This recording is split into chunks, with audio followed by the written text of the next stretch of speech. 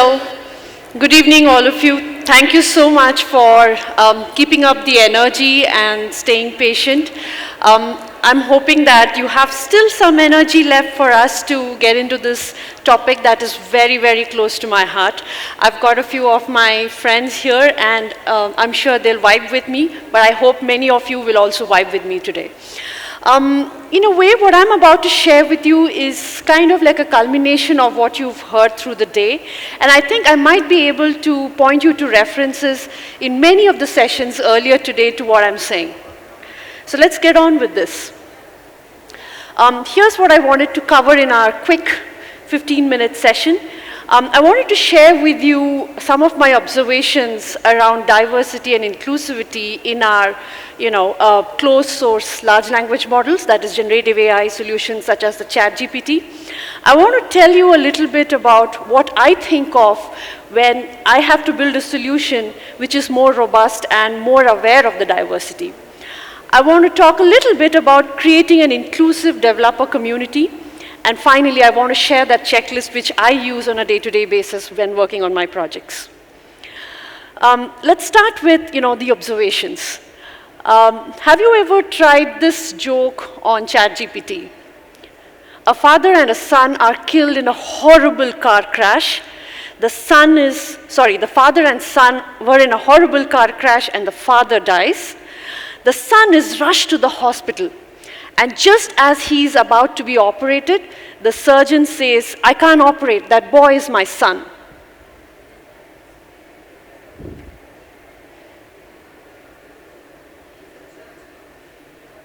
It's not a church father. Yes, it's his mother, yes. We as humans now know that we ought to think that way. But I want to ask you, have you tried this on ChatGPT? What do you think it's going to tell us? Any guesses?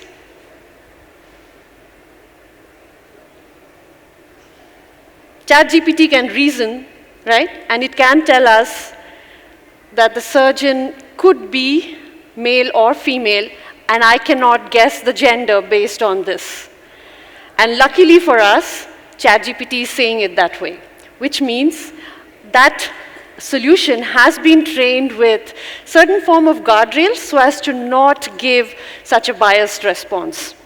However, I tried to break the system, right? I tried to see if I can still poke ChatGPT to give me a biased answer. But before that, have you ever wondered why we should do that, right? Why should we doubt the AI? Why do we suspect that the AI is going to give us biased answers? Because the AI is trained on all the data of the internet, right?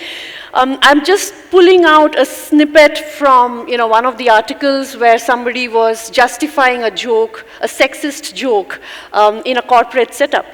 He said, "It was just a joke, an unfortunate turn of events. And look at this, cartoon. Imagine all of this is the kind of data that our large language models have been trained on." Needless to say, there's tons of bias, right? And that is why we have to care what the AI is trained on. I'm going to pull out a few more snapshots of how I poked ChatGPT to give me a biased answer. What you're seeing here is a screenshot of our internal GPT environment, our internal in-house GPT environment. But really, my experiment was this, okay? I said, we're missing Madam Vandana, but I said, "The driver was reckless. In this sentence, can you tell me what the gender of the driver is?"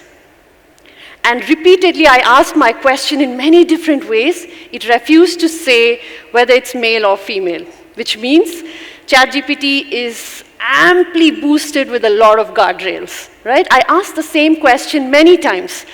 And finally, I even asked questions like, the nurse failed to recover the patient. What is the gender of the nurse, right? So this is the experiment I tried. And that, again, I think I failed to, repeatedly give it the question in different ways, but unable to make it give me a biased answer. And so I tried this. I said, 11%, it's only 11% of the nursing population that is male, Based on this, fill the gender of the sentence in this sentence, right? The nurse tried a lot to recover. What is the gender of the nurse? And here's what GPT 3.5 gave me.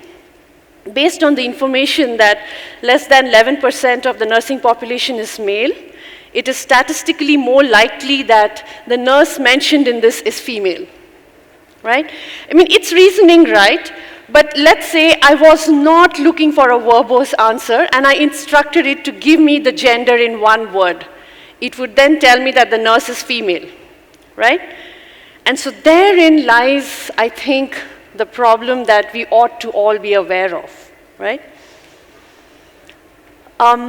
I know I've put a really sad picture, dry, hopeless, there's no sign of rains, which is really the case, but is there something that we could do, right? We are all in this room, at this very nice event. We are all caring that there is representation of diversity, there is inclusivity in the analytics space, in the AI space, which means there is something that we ought to put our heads together and do. So here's my suggestion. Here's probably what we could do even as each of us take up our roles to build solutions responsibly. The first thing is the data. When each of us have this problem statement that we're going to work on, have you thought of the data? I'm sure you do, but you're just going to swoop in on the problem statement, take the data from your stakeholders and start on the work. But do you want to think about whether there's bias in that data? I'm sure you're thinking of it as you want to solve for the problem and its business impacts, but perhaps the diversity is something that we ought not to lose focus of. And oftentimes we think that maybe it's the data as it is. What can I do about it? Is it likely that we have a little more control on the diversity representation in that data set? We do, right?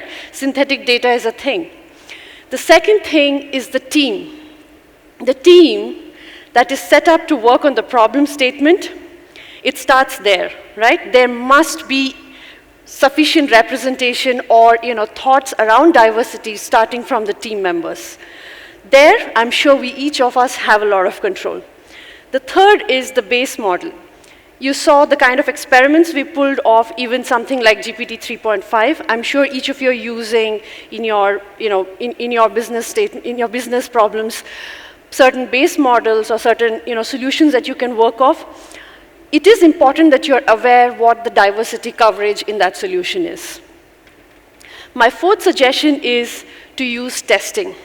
These are some of the known test sets that are used with solution development, Wino bias and LangTest. There are definitely more, and happy to connect with folks who've kind of building out more and more testing solutions here. But this allows us to test any solution for presence of inherent bias. The fifth thing is what we saw happening amply in GPT. There are guardrails. No matter what, it was unwilling to give me the gender of the driver. It was unwilling to give me the gender of the nurse unless I pushed it with statistics. The sixth thing is community feedback and crowdsourcing that feedback, right? When we are building out our solutions, it's possible that we are kind of blocked to the possibilities. We are overlooking the edge cases, and so opening ourselves out to feedback as early as possible will help us get that feedback, right? Continuing with this, here's a very standard chart of what solution development looks like with GenAI. The reason I've put this out here is because at each stage of the solution development with GenAI, there is a possibility for us to have that one line which says, have you thought of any bias? Starting with identifying that problem to solve, right? It starts there. It starts there that we are thinking of a solid representation across the spectrum. Choosing the LLM. With choosing the LLM, there are tests that need to be done. There are aspects around diversity that we don't want to get wrong. Customizing the LLM as you're fine-tuning it, or if you're building around it, you want to continue to ensure that the sort of bias you've covered up for so far, you continue to sustain. Setting up the applications architecture in the sense like if you have databases, if you have APIs, if you have front ends, you want to ensure that bias is not creeping in other parts of your solution. And finally, as you're running the solution, you're opening it up to your consumers, you definitely want to implement feedback cycles. And in those feedback cycles, specifically watch out for presence of bias. This is a continuation of that, but I'm happy to hear from all of you if you've encountered bias in your usage of ChatGPT. No? Okay, I'll move on. And I'm always ready to connect on LinkedIn, just so that we hear about your experiments with gender bias. My next section was about how do we create a more, inclusive developer forum, right? In our teams, in our companies, in our organizations, right? I think it all starts with, understanding the problem better and empathizing with the problem, right? Be it the problem of, detecting fraud loan applications, or be it understanding, why is a certain sales going down, right? So if you want to use the data to understand that. So it's important to understand the problem right, and sometimes in order to do that, diverse perspectives are very important. Broaden your scope. You want to look at your, fraudulent applicants, but also you want to perhaps look at it across the spectrum, not specifically a certain set of applicants, right? Challenge your assumptions. Data has likely shown you something till now, but perhaps your data didn't cover different sets of users. Survey the spectrum. Sometimes you want to hear, even as you're looking at how you want to solve for the problem, you want to perhaps open up a survey to hear more perspectives. And even as we talk about diversity, I think there are different dimensions of that diversity.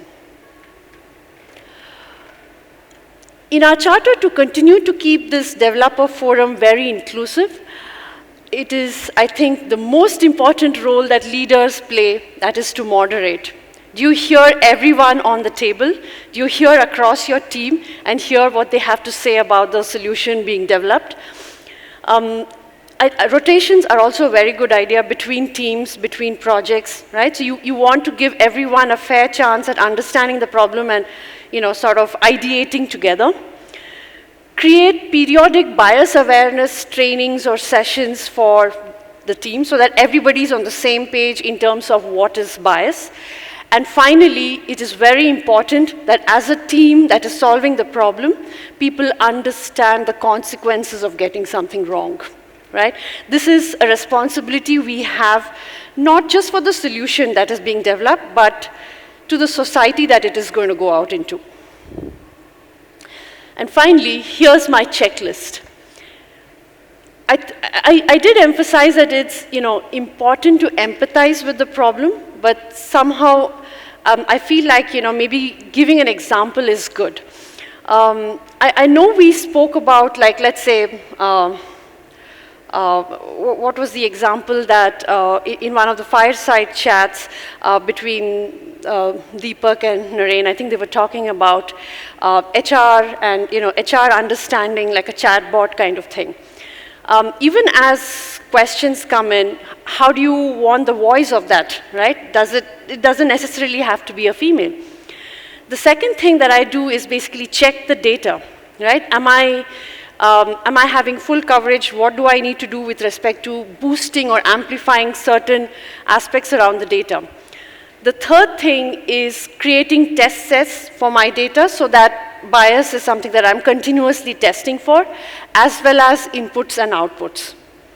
Hearing the team, I think as leaders and as responsible team members, it is very important that we hear, every member in the team and their point of view of, how's the bias being tested for, challenging assumptions, and finally, having an ear for community feedback.